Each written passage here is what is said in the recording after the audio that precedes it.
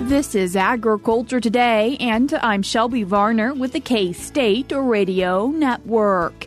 A cattle market update with Elliott Dennis, University of Nebraska at Lincoln livestock economist, begins today's show. He discusses what the current market conditions could mean for the year. Lucas Haag, K-State Extension agronomist, keeps the show moving as he previews the Cover Your Acres Winter Conference. He explains what topics presenters will be speaking on for attendees.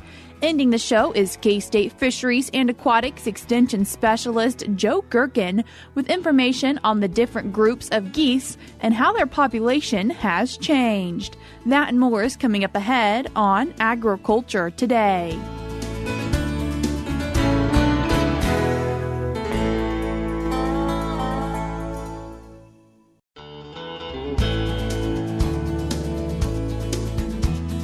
You're tuned in to Agriculture Today, and we start our Monday show with a cattle market update with University of Nebraska at Lincoln livestock economist Elliott Dennis. Elliott, thanks for joining us today. Yeah, thanks for having me. Elliott, what are we seeing for feeder cattle right now?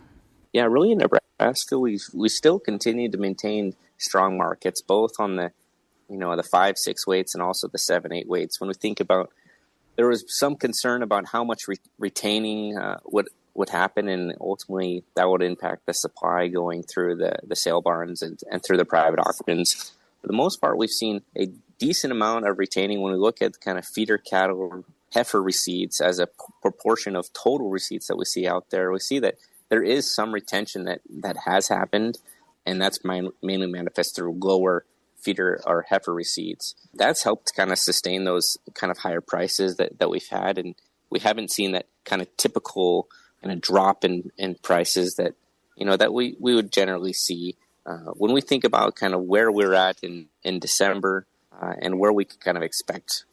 Feeder cattle prices tend to rise, or at least for 5-6 weights throughout the year, from January to really about June. Right now in Nebraska for 5-6 weights, we're a little over 350, 100 weight for 5-6 weights, and kind of this similar situation for 7-8 weights in Nebraska. We have normally had a drop off in kind of the later parts of the year. That hasn't happened this year. We've really kind of maintained higher levels at around the 280 mark, and really kind of entering this year, it's kind of stayed the same. Just kind of perspective of kind of where we were at last year. We were at about, anywhere from 240 to 245 on 7-8 weights in Nebraska. And that's over 2024. And then 2023, we were at about, 190. So, think about how much appreciation has happened in the feeder cattle market from 2023 to 2024 now into 2025. And so really things have started to take off, and that's going to be largely dependent on, I think, impacted price-wise going into the first part of the year from the January cattle inventory report that USDA will put out. What are we seeing for the futures market? Yeah, futures markets have generally responded. When we think about kind of where that fall contract is at, I generally look at kind of the November contract. We're seeing kind of particularly high prices. The November feeder cattle contract is kind of important because for other USDA products, when they look at feeder cattle markets, that's generally the market that, or futures contract that they like to kind of base things on. And so we've really kind of seen that market kind of pick up over the last week or so. We've gone from, about in the low 260s to, on Friday we're trading in the kind of the 267, 268 range. And so really market's kind of appreciated this year. I think it's largely a reflection of kind of where that supply is kind of starting to shape up. And obviously that's going to have different impacts depending upon where we're at basis-wise, depending on the different regions we're at. When we look at fed cattle, then, what are we seeing for weights and prices? That's always been kind of the, as we're going into 2025 and we're thinking about kind of where can, the fed cattle market, continue to gain ground. And really it's been a function of weights this past year. When we think about kind of where we're at on the supply side, we still had reduced cow slaughter and heifer slaughter, but it wasn't as bad as we thought. And that's largely been a function of weights. When we think about kind of where heifer weights are at, we finished the year basically at an all-time high, nearing kind of that 870 range. And so as we started kind of come this year, we're still, still high. And so when we think about total pounds that need to go through the processing plant, if we have fewer head, one way to kind of solve that solution is just to put more weight on the fewer animals that we have. And so we've continued to see kind of those cattle weights continue to stay high. Once again, for reference, when we think about where we're at now at kind of that 870 kind of average range, where we're at in 2023, starting in January, was about 830. So, I mean, we're, 40 pounds heavier than we were at to start the year. So, and packers and stuff are looking for ways to kind of continue to have throughput to meet kind of consumer demand. But the really only way right now is to think about kind of that putting on more pounds on existing head. Elliott, you've mentioned that the number of cattle have decreased from the past years. Are we going to decrease so much and not be able to put as much weight back on those cattle that it doesn't really equal out anymore? Yeah, so that's a really difficult question, and I don't think we have a really good grasp on that yet without the January report. That's primarily because we don't know for sure how many heifers have been held back with the intention for breeding. We know that when we look at kind of heifer slaughter, that's kind of leveled out, but it hasn't gone down. So we still know we're killing, heifers at a pretty good clip. When we think about that, it's almost 40% of all the animals harvested are heifers. And so that would generally indicate that, we haven't, there hasn't been a huge pullback in heifer retention. The complementary to that is total cow slaughter. When we think about the number of cows that can immediately produce, another calf this coming year, yes, cow slaughter has gone down, but we still have fewer cows out there. So it's going to be a tricky situation going into the year that the packers are really trying to sort out. What about when we look at the wholesale side of the cattle market? Yeah, really, when the story for this past year for me was really thinking about where the ground beef market was. We had a lot of that, pull from the cow market because this ground beef, 90% lean beef was just so strong. Now it did come off, throughout the year. I mean, sometime in August, September, the ground beef market wholesale was almost $3.85 a pound. So when we think what the consumer was ultimately paying for that did kind of relax a little bit to $3.25 a pound for 90%, but that still kind of caused some of that slaughter to kind of pick up pace. When we think about kind of what's really kind of driving the market now, and we're thinking about generally those end meats that would generally kind of continue to hold up the kind of the box market. You've mentioned increased gain for the cattle market quite a bit, Elliott. Are we going to reach a ceiling eventually? My opinion is no. As long as we're still kind of under that kind of the discount range for packers, I don't think there's any reason to lower the amount of weight. So generally, packers are going to start discounting. Generally, it's 600 to 900 pound on a hot carcass, but sometimes it's up to 1,000 that they won't discount. So, as long, or really 1,000 that they won't discount. So, I mean, when we're thinking about those incentives to actually not produce heavy cattle, it's really, it would have to start from the packer side to say, we're going to start discounting these pretty heavy if we're not going to actually produce them. As long as they're producing them heavy and they're not willing to discount them, then I think we'll raise them as fat as they need to be. What are we seeing for retail demand? Yeah, really into the market, I think we had the change in the election, kind of differing opinions on kind of what's that going to do to the market. But when we think about kind of consumer confidence, really kind of shows us where they're going to kind of allocate their money. And that consumer confidence has generally been higher for producers on average about kind of where the direction of the economy can go. Ultimately, what consumer confidence ends up doing for the cattle market is it allows people to kind of continue to expend on items that they would consider high value. Beef is a high value product for a lot of individuals. We're thinking that, a tenderloin or is going to cost $20, $30, and, a steak, if you're going to go and buy it at retail, is going to cost you $17. That's a pretty expensive. You can do a lot. You can buy a lot of chicken for $17. You can buy a lot of pork loin for $17, and so I think consumers are willing to kind of pay for that kind of that product, but it's and that has a lot to do with, as I was saying, kind of that consumer confidence, kind of where that market is and where they kind of expect kind of the market to go in the future.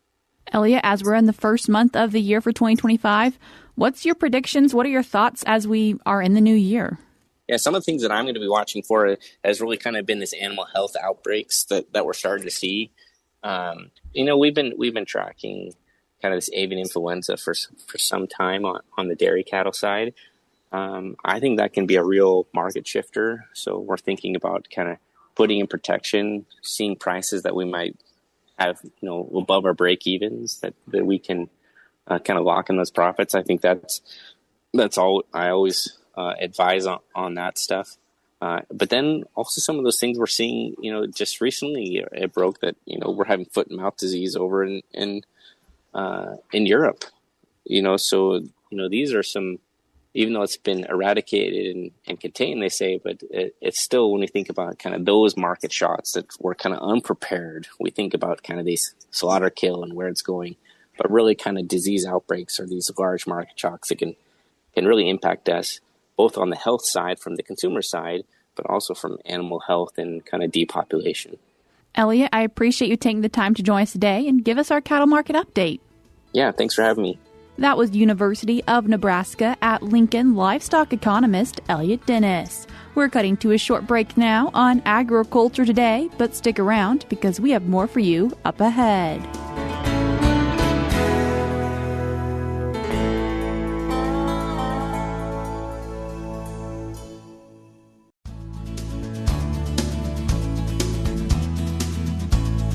You're tuned in to Agriculture Today, and we continue our show talking about the Cover Your Acres Winter Conference with K-State Extension agronomist Lucas Haag. Lucas, thanks for joining us today.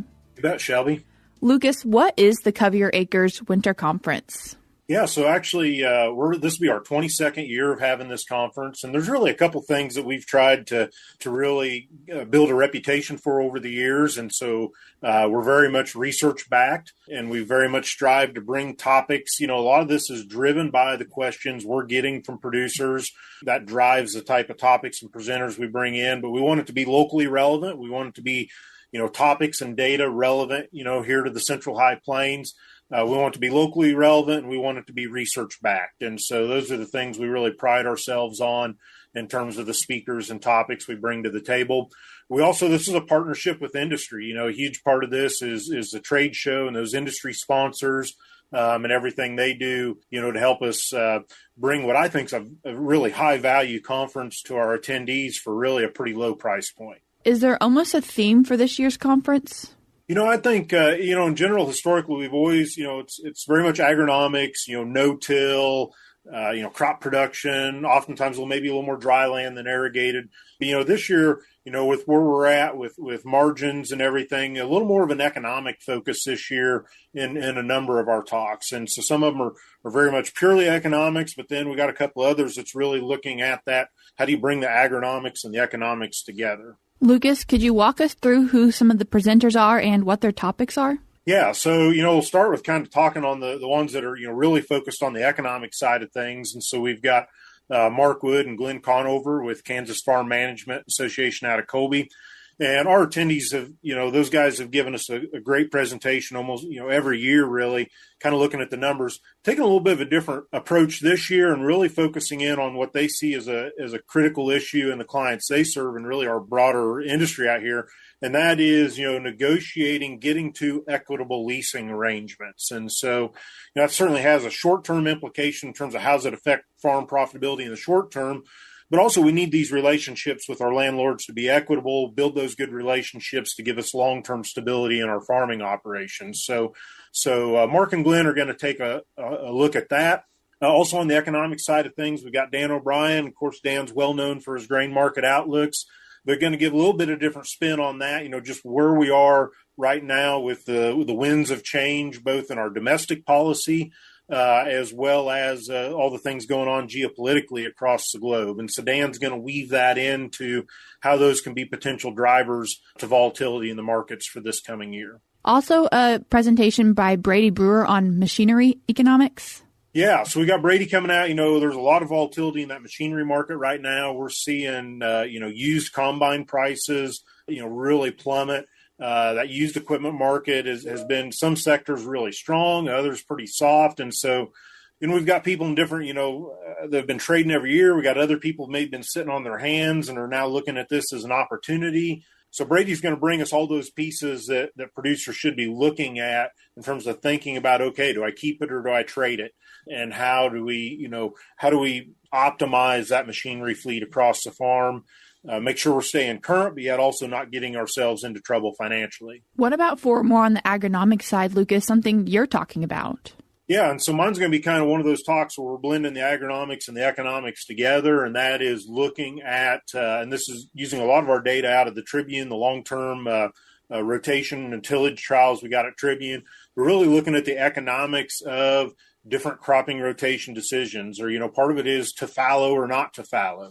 Can we be smarter about that question? And so looking at how, we can take things like our crop insurance situation, current grain prices and input prices, and the agronomics piece of it. Okay, how much rain have we gotten since we harvested the last crop? And then how can we blend that together to help us make some better decisions about what our crop rotations could look like? And some of our other K-State specialists that will be speaking, one of them, Dorvar Ruiz-Diaz. Yeah, so Dorvar's talks, another one kind of like mine, is going to be that that interface between agronomy and economics. Guys are trying to find ways, how do we trim our input costs? How do we trim our crop budget going into this year?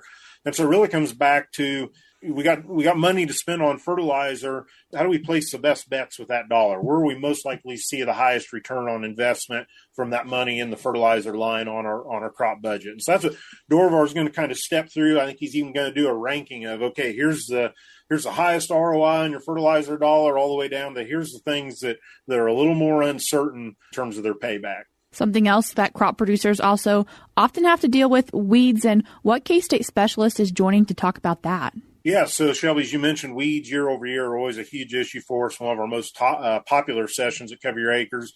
And our attendees be well familiar with Jeannie Falk-Jones. She's an extension agronomist serving the Sunflower Extension District out here, trained as a weed scientist. But she does a lot of work with producers, on their weed management programs, is well familiar and does some of her own trial work looking at these products. So we're going to be looking at what's working, what isn't, what strategies, again, are going to be the most important to helping us maintain some weed-free fields this year. Who are the other two K-State specialists that will be joining Cover Your Acres? Yeah, so we got two other folks out of the K-State lineup. And so John Holman's a research agronomist down at Garden City, but does a lot of work looking at both winter and summer annual forages, actually conducts those statewide performance trials, but has also done a lot of work over the years looking at how can we integrate forage crops into our crop rotations and what's the economics of doing that. So with these lower grain prices, in a lot of scenarios, forages now become an attractive option economically to plug into that rotation. So John's going to dive into the economics of that, how it fits into rotations, but then also if you make that decision to grow a forage crop, what can you do from a management standpoint to both maximize yield and quality? And then last but certainly not least, on the list, we've got Alan Fritz, who's the wheat breeder out of the Manhattan breeding program. And they've got some really interesting things going on in their program in terms of developing wheat varieties targeted for specific end uses in the marketplace. And so right now we're in the process of rolling out the first winter durum in Kansas. And so that's going to be kind of that first deal of how do we get into this identity preserve type market with these specific end use wheats. And Alan's got some other things in the program, and so he's going to talk about how do we move beyond just commodity class wheat? How do we get this to something that's a higher value, and how do we build a system that keeps more dollars on the farm? So that's going to be one part of his talk, and then the other is. We've seen a lot of changes, a lot more pressure with wheat viruses over the last couple of years, and Alan's going to give us a little bit of history there. What's going on? What's the genetic piece to that? And then how can we best manage that moving forward? Lucas, you also have two people joining Cover Your Acres who aren't with K-State Research and Extension, but are providing really important information. Yeah, and so we always try and bring in non-K-State speakers. We view this very much as a regional a conference. A lot of these challenges we face here on the plains, they don't stop at the state lines. Solutions can extend beyond that. And so we got two other speakers coming in, one of which is David Poss. So David is a soil scientist with the USDA just across the line over at Akron, Colorado. And actually, Dave's going to talk to us about a long-term study they did looking at using feedlot manure to improve the quality of some eroded dryland ground. And so, we fight a lot of issues with high pH, eroded hillsides, and they ran a long-term study looking at different rates of feedlot manure, different ways of incorporating it, and then track the yields of the crops. And really some impressive results about how a relatively little amount of a manure can really improve the productivity of some of these soils. And so really excited to have him come talk about that. And then the final speaker to discuss is Brownie Wilson. A lot of folks in Kansas are familiar with Brownie over at Kansas Geological Survey, really involved in a lot of the water level measurement work in the Ogallala Aquifer. And then also this new concept of Q stables. So in other words, looking at how far out of balance are we in terms of our pumpage versus the natural recharge to the aquifer, and being able to use that number potentially to help guide some management decisions going forward. Lucas, when is Cover Your Acres taking place? Yeah, so it's on the 21st and 22nd of January. And how it's structured is we have the same program each day. So most of our attendees, they just come for one day. It lets you get, most of you typically hit 8 of the 10 programs that we offer. But we got a large number of people to actually come for 2 days so that they can hit every single one of the sessions that we offer. But 21st and 22nd, full program offered each day. And we've got a discounted rate for folks to sign up if they get registered up through January 15th. What is that rate? Yeah, so up through January 15th, it's $60 for Tuesday or $55 if you come on Wednesday, $80 to come for both days. But we also offer, we always welcome walk-in registrations the day of the conference. And if you come and register that day, it's $80. Lucas, if people are wanting to get registered or look at more information for Cover Your Acres, how can they do that? Everything's online. We do online registration, the full schedule, all the details of everything for our speakers and how the schedule's lined up. So you can kind of plan your day ahead of time. You can find all of that at www.coveryouracres.com. Lucas, I appreciate you taking the time to join us today. You bet. Thanks, Shelby. That was K-State Extension agronomist Lucas Haag. I will link the resources that he mentioned in today's show notes on agtoday.net. We're cutting to a short break now, but stick around because we have more for you up ahead.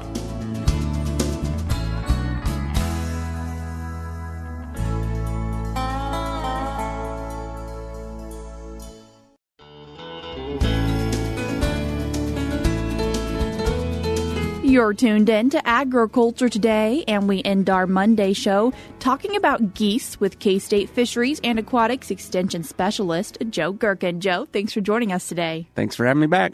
Joe, wanting to talk about two main groups of geese, and what are they? Yeah, so there's some different populations or subpopulations of geese, but there's two main groups that we see in Kansas. And so Canada geese is one group, and those can be resident geese that are around all year. They can be groups that are flying in and out, but Canada geese tend to be a little bit bigger. They have gray bodies.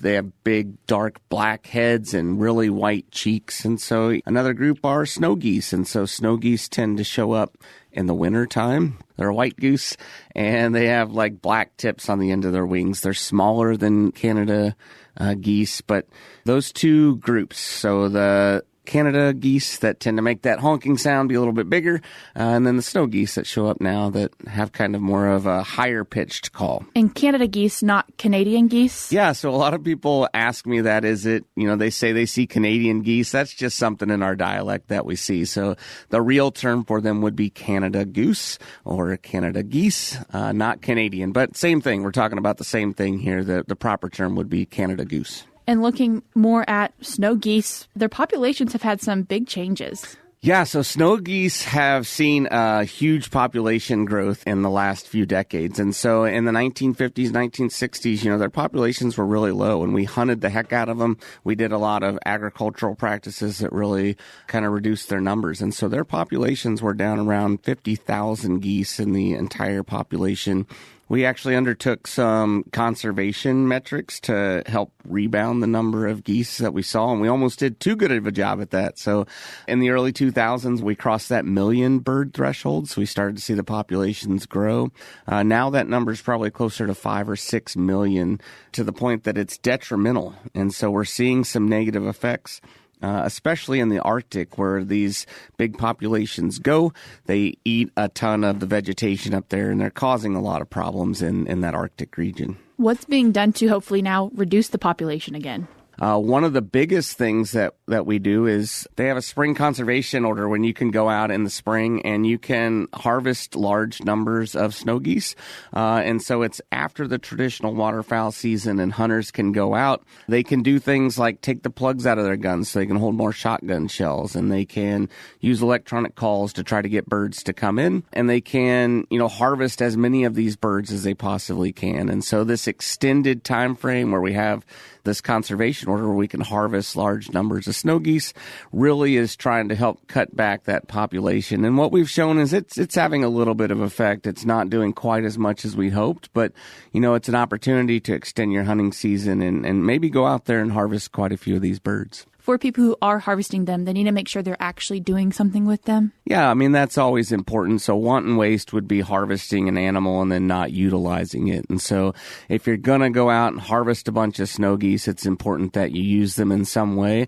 A lot of people turn them into jerky, and so you can season them up, you can grind them up and make a lot of really good tasting jerky, a good way that you can enjoy these snow geese if you do harvest a bunch of them. What other birds would people possibly be seeing in the wintertime? Wintertime's a great time to see a lot of different birds. And so people ask me, hey, I saw a big white bird in the summer a lot, and say, hey, is that a snow goose? Most of the time, that's a big white pelican. And so people are surprised that we have pelicans in Kansas.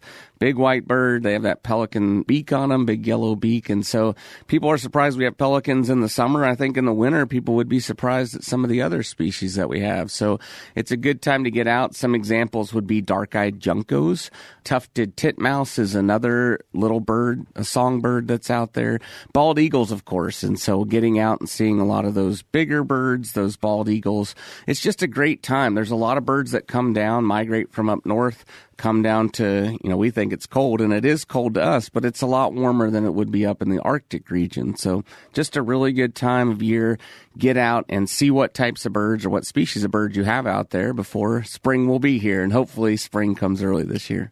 Joe, I appreciate you taking the time to join us today. Thanks for having me. That was K-State Fisheries and Aquatics Extension Specialist Joe Gerken. That's all we have for you today on Agriculture Today, but we'll be back with more for you tomorrow.